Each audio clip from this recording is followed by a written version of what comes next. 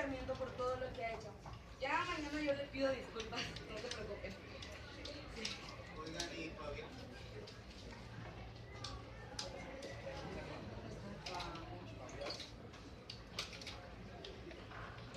¿Cómo te sientes, Fabián? Siento bien, porque creo que mi razón está aquí se ha ido. Eso nos hace sentir muy felices.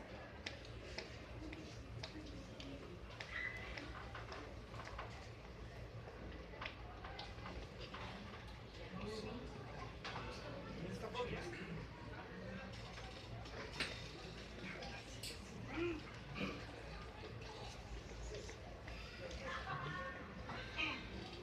Sofía, lo siento por lo que te dije hace rato. ¿Sabes? No me controlé, fue un impulso. Dije cosas muy feas. Con la mezcla. Yo tampoco fui en realidad no todo. ¿Sabes?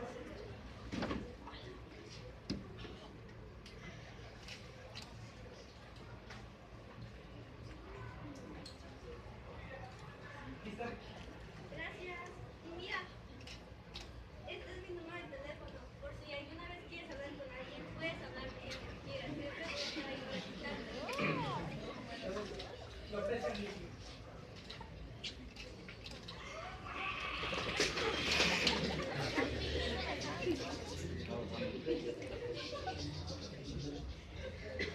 Sí, cierto. ¿Y Fabián? Se metió. Eso significa que ya no sabremos por qué estaba aquí y qué era lo que quería. Quizá con el tiempo lo sabremos. Carlos tiene razón.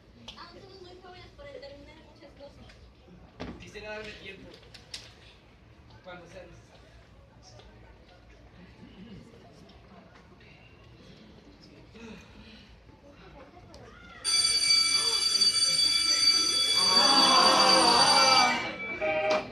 Creo que ya es hora de irnos.